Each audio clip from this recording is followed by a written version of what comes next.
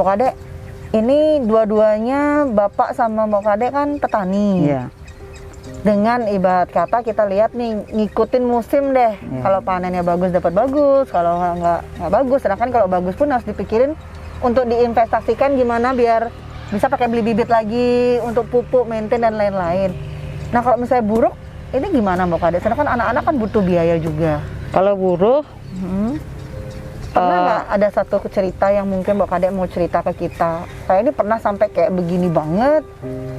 Ibarat kata sampai kalau pinjam masalah atau ya, apa kalau gitu. masalah pupuk kita ditanggung oleh perkumpulan Subak. Oh ada perkumpulannya.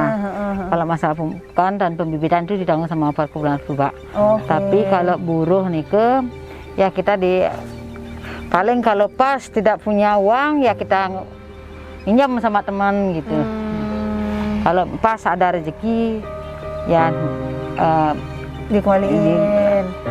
Jadi lebih ke lebih baik saya kalau nggak ada ibarat kata lagi nggak dapat panen. ya nggak apa-apa. Panennya buruk ya udah pinjam dulu. Pinjam sama teman ya. Sambil nanti kalau dapat pasti Kalau panen tak kembaliin lagi. kembaliin lagi. Ya. Anak-anak sekolah di sini ya? Iya. Oke. Terus kalau misalnya Mbok Kade jalan gitu setiap hari, nah ini berangkat pagi banget. Berangkat paling maksimal berangkatnya jam 7. Jam 7. Iya. Tapi bangunnya kan udah sebelumnya ya Mbak ya? Iya. Mbak Kade kan ibu rumah tangga juga, Iya. petani juga. Sekarang tambahannya jadi guru juga buat anak di rumah. Ini ngatur waktunya gimana nih Mbak? Belum lagi kalau di Bali kita tahu kan agak sibuk dengan namanya Nyamo Braille. Iya. Iya. Kalau Kecil. tiang pintar-pintar ngatur waktu lah. Kalau pagi tiang usahakan lu fokus pada sapi. Iya. Oh ada sapi juga. Ada sapi. Pagi tiang kalau paginya itu masak, habis masak tiang fokus pada sapi. Udah gitu kalau pas musim anak-anak sekolah tiang fokus pada anak, seperti itu pakai sapi. Habis sapi baru tiang bercocok tanam.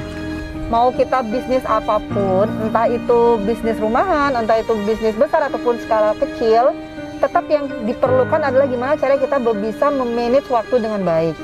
Jadi kegiatan kita di rumah pun kita bisa selesaikan dengan baik. Baik dalam mengelola bisnis, kita bisa mengaturnya dengan baik untuk mendapatkan hasil yang lebih maksimal. Kayak gitu betul ya Mbak ya? Nah, sekarang kita udah bicara tadi, oke, saya nih ibu rumah tangga juga, saya selesaiin dulu kewajiban-kewajiban saya sebagai ibu rumah tangga, entah itu ngurus anak, persiapan makan, ataupun kalau di Bali ada namanya Nyamo Braille, baru saya mengelola ibarat kata ini nih kerjaan saya sebagai petani gitu ya Mbak Kade. Mbak Kade, cerita ke kita dong, kira-kira punya pengalaman yang paling sedih itu apa ya Mbak Kade? Kalau pengalaman yang paling sedih nih tiang saat terjadi keanjlokan harga panen. Harga panen turun. Setelah itu setelah dihitung-hitung terjadi kerugian. Modal pun tak dapat. Untuk menutupi nike tiang juga ambil suatu istilahnya tiang berburuh sama teman itu dan juga tiang berusaha lah untuk menutupi hal itu dengan mencari yang beralih profesi menjadi agrobisnis ya, seperti berjualan jagung. Jadi walaupun Mbok Kade pernah ya namanya kita tani, kita kan ngikutin musimnya ya, harganya drop banget, harga cabai turun, panen gagal.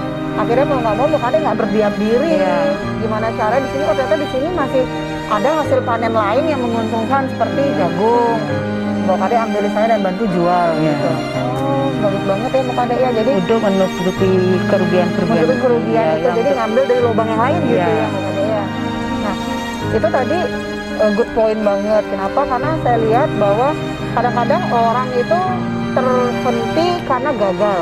Orang nggak mau berusaha untuk cari peluang yang lain tuh karena dia udah gagal. Kalau yang terus berusaha untuk mencari panen yang maksimal. Ya, mencari istilahnya hasil tempat lain deh kalau tempat saya gagal gitu kan ya. Walaupun dengan cara saya berburu untuk menimpa ilmu di sana, gimana sih dia bisa panen dengan maksimal, kok saya tidak bisa panen dengan maksimal. Oh, keren banget, friend. Jadi walaupun Mbok Kade pernah mengalami hal yang paling menyakitkan lah dalam berbisnis, Mbok Kade nggak putus asa karena bahkan modalnya sampai habis dan nggak kembali. Iya.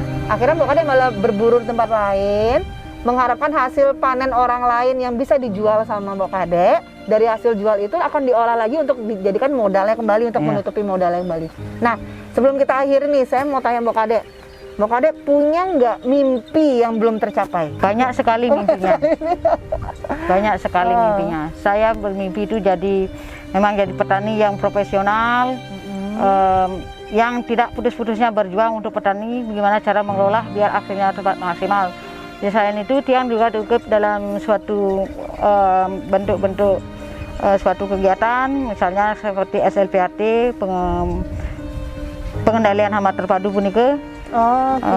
Biar dia yang tahu bagaimana cara untuk menanggulangi penanggulangan hama punika. Biar melihat ya, biar maksimal gitu. Juga ikut mencari teori-teori pertanian biar dapat hasil yang lebih maksimal. Tapi sudah dilakuin, Mbok? Ya, dengan berbagai pengobatan. Jadi sebenarnya mimpinya Mbok Kade sebagai petani nggak muluk-muluk, nggak pengen rumah bertingkat, mobil mewah, nggak. Mbok Kade hanya ingin menjadi panen yang maksimal, petani yang profesional dan memiliki hasil panen yang maksimal untuk membahagiakan keluarga-keluarga tercinta lah ya Mbok Kade ya. Nah, ini adalah hal yang sangat menarik, friend. Hanya dari kata-kata tadi kita bisa banyak menangkap poin-poin bagus loh.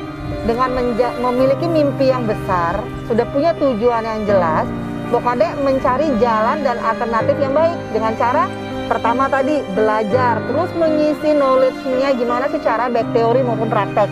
Jadi belajar secara langsung dan mengajak kerjasama, menjalin engagement dengan berbagai orang atau instansi, perkumpulan juga, ikut komunitas agar terus mengasah ilmu dan mengetahui ini segala problem-problem yang akan ditemui oleh petani sendiri.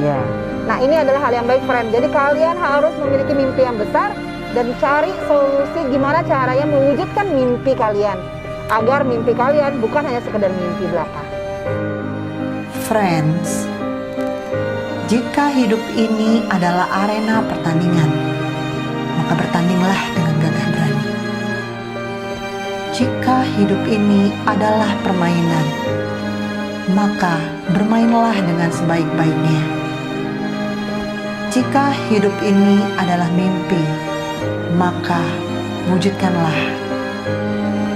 Jadikanlah hidup singkat kalian ini untuk lebih berwarna dan bermakna untuk kalian sendiri dan orang-orang terkasih di sekitar kalian. Belajarlah arti kehidupan dari sudut pandang yang berbeda. Belajarlah dari Mbok Kade. Saya Adi Nadira, sampai jumpa di cerita mereka selanjutnya.